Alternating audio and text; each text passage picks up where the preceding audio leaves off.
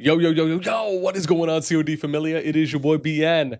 Today, we have some more KVK drama for you. This is coming out of 6049, which is going to be the number 5 KVK between ED, WGL, NXW versus TFS BNR and Squiggly Eyes or Big O _ little o. And apparently, from what it seems, WGL has applied an echo. Pulled off an echo, right? Where they basically are just saying, hey, we're going solo, we're doing a free-for-all, right? That's what has been said so far. It appears that that may be the case. And then we ended up hearing from others that, okay, well, hey, the KVK is ruined and it's all done and all these diplomacy efforts are out the window. And, it was going to be a fair and pretty balanced KVK up until this happened. And why is this happening? There are a number of questions. Let me get two things out of the way. Number one, the video that we did put out this morning talking about the Augerstone chapter for Rise of the Dragon. Again, some people were kind enough to bring it to my attention that apparently what I had wrote down may have just been a typo for my Augerstone releases that I had for OTD. That has been corrected and fixed, and I do apologize for any of that misinformation that was put out there. Again, was never intentional, as I always say, and it's always important that if you do make a mistake, you at least publicly confront that. So yes. Number 2 is going to be, I have reached out to a number of people within this KVK to get some feedback, right? So I reached out to Puppets from OO. I have heard back. I'm not sure if there will be anything more, but I have heard back. And I've reached out to WGL. The 2 people I reached out to from that team was, well, where's my list here? Soha, who I think was the current R5, and then Hehe, or is it Hey from Moana? I'm not sure what the approach was there, but that was one of the officers. So those are the 2 people because that person had a title at the time, and then again, Soha's the R5. So I reached out to those 2 people in game because I didn't know what their Discord was. So I reached out to them in game and I asked them if they would like to give a comment and give any clarity in regards to the situation. Right, so I usually like to give people at least 24 hours to respond. If anyone else from WGL would like to respond, or anyone else that's in this KVK, if you're an officer in R5, or if you're someone who has a little bit more information and you'd like to, provide anything, you can share, and it's something that I can maybe talk about or cover, or even if you just want to share something, discreetly for kind of off, non-officially, you're more than welcome to reach out to me on Discord or in game. Okay, let's show off some stuff that has happened so far. And I'm going to give you my thoughts on the situation. But before I do show you anything, let's look at the KVK just so we can all be on the same page. I think that's incredibly important here. This is the matchup, right? And we're going to do some deeper breakdowns as well. I'm planning to do some KVK predictions, probably either this upcoming Friday or Saturday as we get into the first day or two of KVK once Brink of War ends and the season starts. Just like we did with the number 1 KVK. And we're going to add those numbers and things like that on here for percentages and whatnot for the zones. And then kind of the final match if we end up getting a great, 3v3 in the final zone. So if I'm looking at this matchup, again, keep in mind, when I'm looking at the matchups and they're doing the 3v3, I'm looking at it as, okay, well, what happens if all the kingdoms make it to the final zone, right? KVK isn't kingdom versus kingdom. It's kingdoms versus kingdoms, right? Until we see otherwise. So again, for me, I always look at it as, okay, well, what's the final zone showdown going to be? When I look at the numbers, we talked about this as well. It's not really that bad, right? The power is really good, less than a build differential. The merits are less than 200 mil. Your PvP activity percentage is less than 0.6%. That's really good. You have on one end, right, very close numbers here when it comes to merit performances from last seasons from the players. Right, you got a +9 going in favor of the TFS team at 15 mil and more, right? So that's 215 to 224 players that achieved those amount of merits or higher. +20, that's in favor of the TFS side at 20 mil. But again, 8, it's pretty close. +8, I mean, again, it's still in favor of the TFS team. You got 99 more 100 mil pluses. You got 26 more 150 mil pluses. You got 5 more 200 mil pluses, right? And then you have 1 more 300 mil. Now, when you get to power in the first half, like we said, it looks good. When you get to the 100 mil and the 200 mil and the 150 numbers, I mean, yeah, let's be real. Yeah, it's more, right? You clearly would give an advantage to the TFS team, again, based on that. And that's because the average tier level of an account is higher is expected to be higher because of this. It'd be the same thing. It's like you saying, okay, well, you know, you wouldn't say that the difference between an 80 million power account and an 150 million power account is just the fact that they have more T5 trained, right? The account's progression is better. They could have more maxed out legendaries. They could have more maxed out war pets. They could have more maxed out artifacts.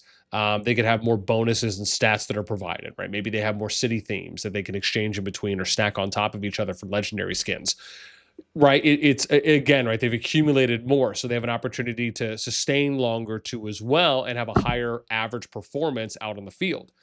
These are universals, right? Common denominators, right? Or generalities, if you will. So again, power isn't always going to be everything, and the merits is great, and the PvP activity percentage is great. But I think it's fair to say there is a clear advantage here on TFS. I'm not going to say it's overwhelming, and I'm not going to say it's only a little bit. I do think it is a clear advantage, which to me is like somewhere in the middle, right? Now, some people have gone as far to say that this is a Diplo-Win on TFS's side.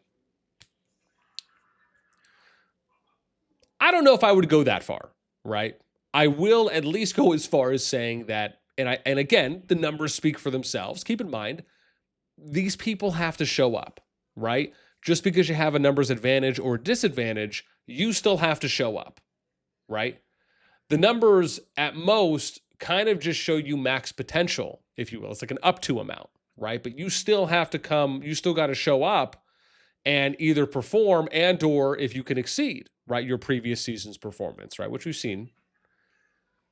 Okay, so now let's get to some messages, right? What are people saying right now? So this was a message. I pulled some of these screens here from Discord, and I just took some screenshots of Gen Chat, right? So DZA said GGTFS win season before it even started, and FWGL. Okay, what happened? TFS is just good. Okay, so WGL dipped from 3v3 because NXW and the other alliances are insufferable. So now it's a 3v2v1. What? Okay, so maybe I'm gonna watch this game as well. I just love some of these comments, man. They only declared FFA due to fight. Now TFS won't even have a fight in Final Zone. GG. Everyday dramas. There are 5 talks about it in public. Where are you? Okay, so right, WGL don't want to participate. Okay, question. Okay, so this was a screen that was provided in, I think Moopsy had posted this in Gen Chat, right? And this is from Soha, the R5 of WGL.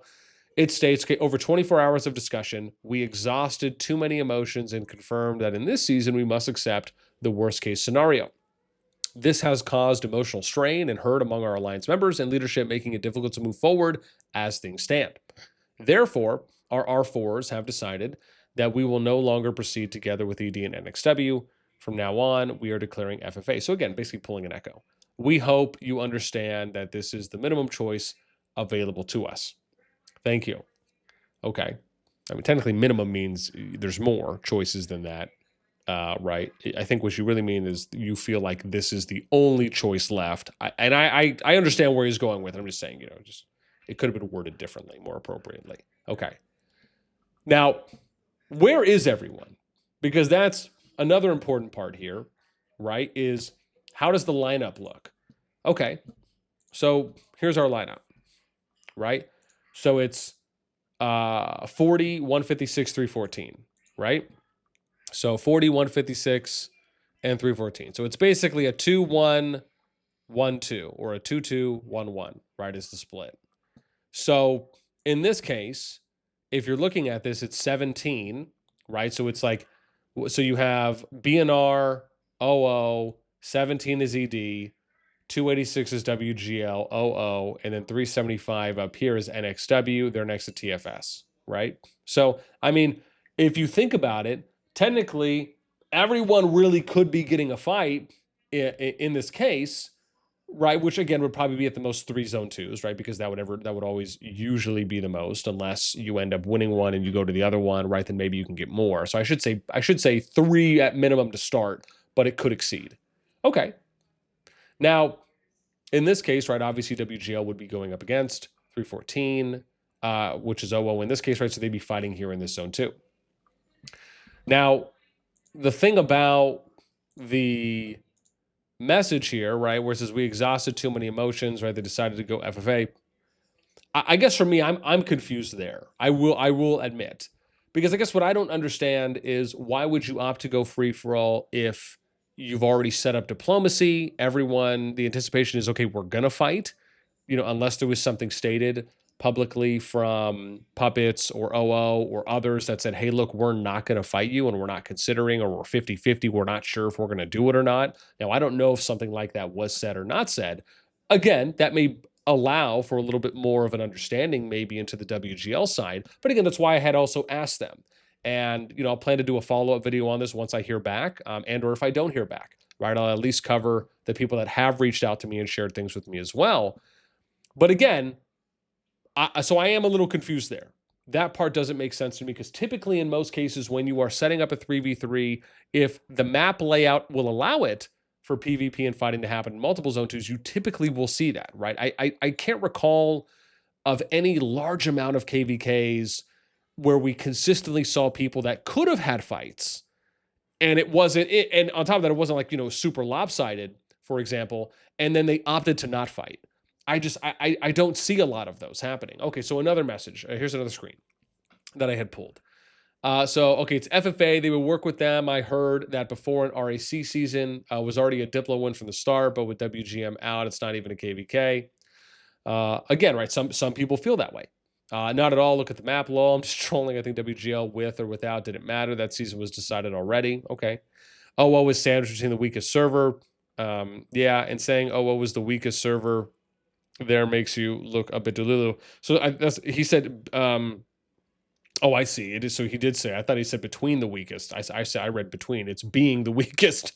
And saying, oh, is the weakest server there makes you a bit delulu. TFS, others had 100p over 100 mil, more than XW. Okay. And then we had, right, KVK is ruined because people didn't want to change Diplo. KVK is ruined because of WGL. ED going back to zone lock, most likely. Just like, dude, the comments, man, are pretty funny sometimes, when you're reading stuff. Just play Farmville and 5v1 WG. I was like, what? I mean, that's pretty nuts. Y'all blaming WGL, but would you prefer is it memes? I thought it was memes to sit, or men to sit far and farm until final zone after you had people leaving during Home Kingdom. The F is that justification. No one said they would sit in final zone without fighting. ED want to fight BR. They just understood what they wanted to understand. I'm just thinking from leadership point of view. I thought they spun the wheel for Diplo. I think somebody said something about that, and I can't remember if it was Jason. I thought I read something somewhere that may have happened, where like they had like 2 options left and they spun the wheel or something. I'll see if I can find that. We can't determine who OO decide to fight, can we? If OO decide to not fight WGL, we can't do anything about that. I mean, that's actually a good point, right? It's like, but that applies for anyone in that case, right? It's like you're either, you try to set the KVK up in a way where I imagine most people want to get as much fighting as they can in each zone, but you can't control the actions of the other team or any kingdom for that matter. They're either going to fight or they're not. It's that simple. But like I said, historically, the trend that we've seen in KVKs is that most people, if they can fight and the matchup is not super lopsided, right, they will fight. And even in cases where matchups have been lopsided, we've still seen people fight, right? Even though it might not be for that long, but they still do. So like I said, you'd have to show me some kind of historical trend that shows that in many KVKs, people are opting to not fight in zone 2 when they could have, and it's happening in some rampant level, because I haven't seen it. Okay, I don't know what happened, so can't say much as a viewer. What they did is mark an end of an era for WG. Interesting. WG just complained about not being able to know if there was a fight. They wanted to maintain players. They won't. Well, just pre-agree on it during Diplo. There are cases where it happens. Okay. Last one I'm going to show you guys here is, I have no idea, to be honest. I wasn't in the Diplo chat, but from what I understand, they agreed to the Diplo initially, and OO straight up told them they will fight the Zone 2 with them. Okay. Problem is, after all that happened, I doubt anyone wants to ally with WGL. The way they are trying to spin this is just not how it actually went in the initial Diplo outcome. Okay. But from what they said, they didn't want ED to build in She Zone, as She might, which is OO or Squiggly Eyes, on ED instead of WGL, and might focus on ED instead of WGL. So they decided to go FFA. That's interesting because I haven't heard that angle yet.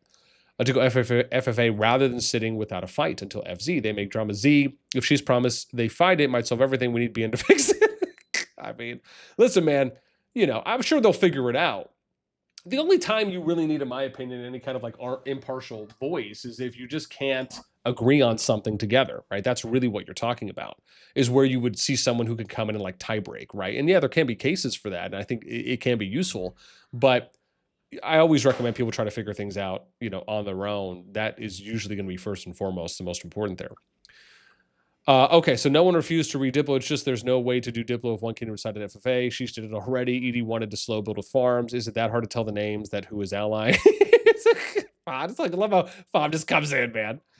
Okay, so yeah, I mean, again, that's basically where we're at this point. I want to know from you guys, right? Do you think the KVK is over? Do you really think that the numbers here indicate, like, is this a Diplo win to you? Or, nah, man, it's just a clear advantage, right, on one side over the other. Seemingly so. And again, if there's anything else, any other context, or if you have a little bit more insight and you want to share that with us, let us know in the comments down below. Again, I am going to do a follow-up for this. Like I said, I'm just waiting to hear back from WGL, and or if they don't, right, like I said, I at least want to give them 24 hours. And anyone else that I hear from then, I'll again, if it's something I can include in and it's appropriate, and it gives us a little bit more context and fills some things out, I'm happy to do that. So you can just reach out to me on Discord or in-game. That's it for me. Let me know what you guys think. As always, until next time, we'll catch you later.